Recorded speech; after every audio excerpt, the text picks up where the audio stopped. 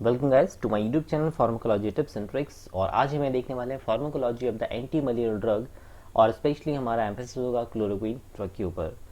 तो guys malaria के बारे में कि मलेरिया लाइफ साइकिल क्या होती है, ह्यूमन के अंदर वो कैसे इंटर होता है और मॉस्किटो के अंदर उसकी साइकिल कैसे होती है, ये हमने इसकी पहले वाली वीडियो में देख चुके हैं, राइट।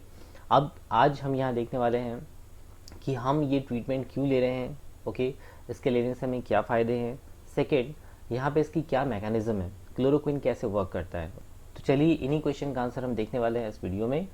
तो गाइस बनी रहेगा वीडियो मेरे साथ वीडियो के लास्ट तक के। और आई रिक्वेस्ट यू, जो भी पर्सन नए हैं please like share the video, subscribe my channel. तो गाइस चलिए स्टार्ट करते हैं आज का वीडियो। सबसे पहले हम बात करते हैं यहाँ पर कि एक बात तो आपको पता है कि यहाँ पे जो मलेरिया है ये किस वजह से हो रहा है। ये प्लाज्मोडियम पैरासाइट की वजह से हो रहा है, जिसकी 4 स्पीसीज होती हैं और स्पीसीज हमने ऑलरेडी डिस्कस कर रखी है, ओके। स्पेशली उसमें यदि हम बात करें तो वाइवेक्स जो होता है या ओवेल जो होता है उसकी वजह से होता है। फाल्सीपरम काफ़ी ज़्यादा उसमें फटल होता है, ओके। तो सबसे पहले हम बात करेंगे क्लासिफिकेशन की। क्लासिफिकेशन के यहाँ पे जो है 12 क्लासेस हैं, जिसमें से 4 अमीनो क्विनिलीन, क्विनिलीन मेथनॉल, सिंकोनाइनक्लोराइड, बाइगोनाइड्स और भी कई सारी हैं, ओके। तो ये क्लासिफिकेशन आप यहाँ पे देखिएगा और इसको यदि याद करने में आपको दिक्कत होती है, पढ़ने में दिक्कत होती है, तो इसके लिए मैंने ऑलरेडी एक वीडियो बना रखा है। आई बटन में इसका आपको लिंक मिल जाएगा या डिस्क्रिप्शन बॉक्स में भी आपको इसका लिंक मिल जाएगा, जिसके थ्रू आप इजीली इसको याद कर पाएंगे। तो चलिए हम चलते हैं इसके मेन कंटेंट के ऊपर। तो सबसे पहले हम बात करते हैं कि objective and use of the anti malarial drugs. Anti malarial drugs का क्या यूज़ है, उसका क्या ऑब्जेक्टिव है। सो गाइस यहाँ पे जो ड्रग यूज़ होने वाली है दैट इज़ द क्लोरोक्वीन और एंटी मलेरियल ड्रग। तो ये करेगी क्या। सबसे पहले हम कोशिश करते हैं कि हमें वो डिसीज़ हो ही ना, राइट। अब वो डिसीज़ ना हो मतलब हम प्रिवेंट करना चाहते हैं, किससे, डिसीज़ से। इसको कहा जाता है प्रोफाइलेक्टिक। तो पहला यूज़ हो गया हमारा प्रोफाइलेक्टिक। सेकेंड है क्लिनिकल क्यूरेटिव, राइट। अब यदि आपको डिसीज़ हो गई है, अब उसको ट्रीटमेंट आपको देना है, पर्टिकुलर थेरेपी आपको देनी है, थेरेपेटिक डोज फॉर्म आपको यूज़ करने हैं उस ड्रग के, जिसके थ्रू हम उसको पूरा डिमिनिश करेंगे और आप क्योर होंगे। उसको हम कहते हैं क्लिनिकल क्यूरेटिव।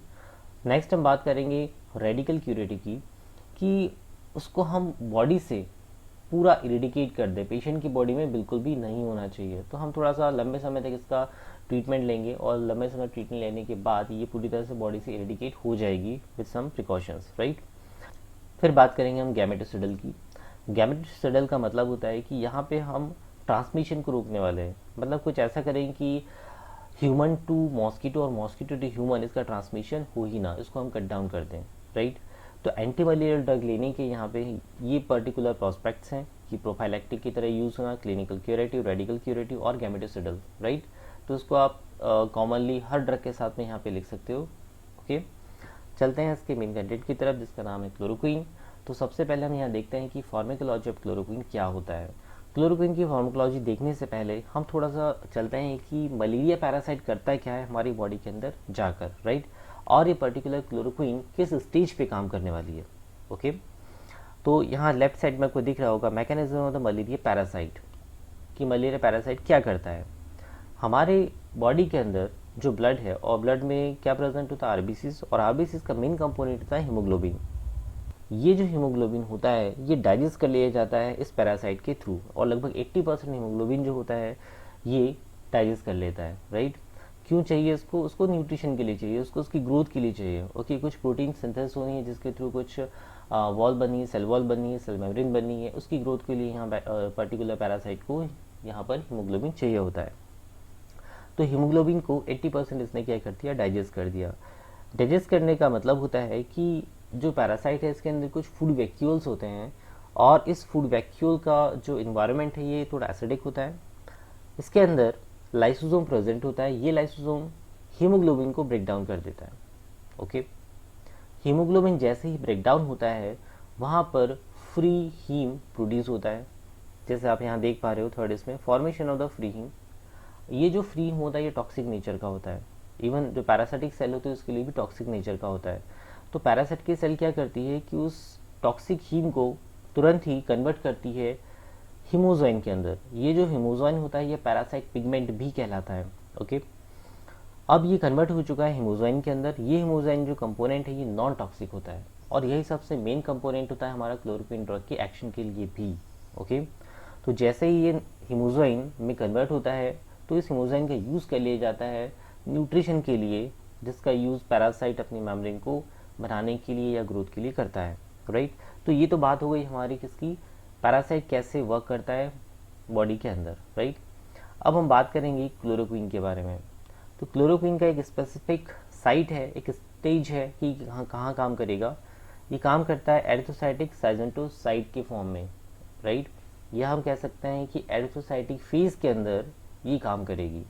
ओके, अब होता क्या है इसमें, सबसे पहले जो क्लोरोक्वीन होता है, जैसे मैंने कहा था यहाँ पे कि इसके अंदर फूड वैक्यूल्स होते हैं, तो पैरासाइट की जो फूड वैक्यूल होती है उसके अंदर एक क्लोरोक्वीन जाके डिपॉजिट हो जाता है या एक्यूमुलेट हो जाता है। राइट, इसको हमने यहाँ नाम दिया है एंट्रा एरिथ्रोसाइटिक ट्रोफोजोइट। उस पैरासाइट का उस स्टेज में जो नाम है वो है आपका ट्रोफोजोइट। तो उसकी फूड वैक्यूल में जाके यहाँ पे जमा हो जाएगा। जब ये जमा होगा तो वहाँ पे क्या करता है कि जो हीम होता है, यहाँ पे हमारा बैक्टीरिया क्या कर रहा था, हीम को मतलब हीमोग्लोबिन को यूज़ कर रहा था, लाइसोसोम उसको ब्रेक डाउन कर रहा था। यहाँ पर भी क्या हुआ कि ये ब्रेक डाउन तो होता है बट क्लोरोक्वीन जो होता है हीम के साथ में कॉम्प्लेक्स बना लेता है। ठीक है, तो हमारे कॉम्प्लेक्स यहाँ तैयार हो जाता है। राइट, जैसे ही कॉम्प्लेक्स तैयार होता है अब हीम यहाँ पे फ्री नहीं है हीमोजोइन बनाने के लिए। ओके, जैसा यहाँ पे पैरासाइट हीमोजोइन बना ले रहा था, अब यहाँ पे हीम जो है वो फ्री है ही नहीं हीमोजोइन बनाने के लिए, तो ये जो पिगमेंट है पैरासाइटिक वो बनेगा ही नहीं। अब यदि पैरासाइटिक पिगमेंट नहीं बनेगा तो लास्ट स्टेज में आगे क्या होगा, इसकी जो मेम्ब्रेन की जो ग्रोथ है वो यहाँ पे डिमिनिश हो जाएगी, और जिसकी वजह से जो पैरासाइट है ग्रोथ नहीं कर पाएगा, उसके आगे स्पोर्स नहीं बन पाएंगे या दूसरी सेल्स नहीं बन पाएगी। राइट, तो ये मैकेनिज्म है आपकी क्लोरोक्वीन की कि कैसे ये वर्क करता है। इसके अलावा क्विनीन, मैफ्लोक्विनीन, ल्यूमेफेंट्राइन और पायरोनाइडिन ये भी इस तरह ही काम करते हैं। ओके, जो आपको यहाँ जो आपको यहाँ भी येलो लाइन में लिखा दिखाई दे रहा है, ये ड्रग भी जो है इसी की तरह ही ये वर्क करती है। ओके, सो ये इंपॉर्टेंट है इसकी मैकेनिज्म। बात करते हैं क्लोरोक्वीन की फार्माकोकाइनेटिक्स की। तो again absorption, distribution, metabolism, elimination के ऊपर ही हम बात करने वाले हैं। एब्जॉर्प्शन इसका ओरली रूट से एक्सलेंट है। प्लाज्मा प्रोटीन बाइंडिंग इसकी 50% है। अब यदि कोई ड्रग प्लाज्मा प्रोटीन इसका 50% है, इसका मतलब है कि केवल 50% ड्रग ही है जो कि फ्री होगी। ठीक है, अब ये जो फ्री ड्रग है यही वर्क कर पा रही है, रिमेनिंग 50% तो अभी भी प्लाज्मा प्रोटीन बाइंडिंग ही है। ठीक है, इसलिए इसका इफेक्ट पड़ता है इसके हाफ लाइफ के ऊपर। ठीक है, इसके ड्यूरेशन ऑफ एक्शन के ऊपर। तो इसलिए यदि 50% ही बाइंड है और 50% ही फ्री है तो इसका ड्यूरेशन ऑफ एक्शन लॉन्ग जाएगा। ठीक है, मेटाबॉलिज्म इसका लिवर के थ्रू होता है, एक्सक्रीशन यूरिन के थ्रू होता है, और हाफ लाइफ इसका 3 to 10 डेज है। ओके, क्योंकि यहाँ पर प्लाज्मा प्रोटीन बाइंडिंग इसकी 50% है। राइट, इसके अलावा यदि हम बात करते हैं कि ये और कहाँ कहाँ डिस्ट्रीब्यूट होती है, तो ये कुछ कॉन्स्टिट्यूएंट है या जो टिश्यूज़ हैं कहाँ पे, लिवर के, स्प्लीन के, किडनी के, लंग्स के, स्किन, ल्यूकोसाइट और कुछ अदर टिश्यूज़ में जाके ये यहाँ पे बाइंड हो सकती है। राइट, तो इसके साइड इफेक्ट भी हो सकते हैं क्योंकि ये टाइटली बाउंड हो जाती है। ओके, नेक्स्ट हम बात करेंगे adverse effect of the chloroquine. Adverse effect बहुत कॉमन है जो कि ओरल ड्रग्स के साथ में अधिकतर होते ही हैं। नौसिया है, वोमिटिंग है, एनोरेक्सिया है, ईचिंग है, एपिगैस्ट्रिक पैन है और अनईजीनेस है। राइट, होप्स हो कि आपको इन सब के मीनिंग्स जो है वो ऑलरेडी पता है।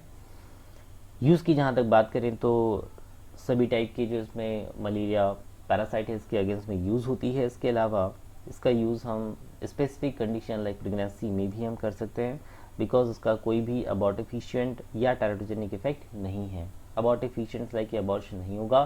टेराटोजेनिक मतलब यहाँ पे फीटस के अंदर किसी भी तरह से कोई एबनॉर्मल ग्रोथ नहीं होने वाली है, ये सेफ है।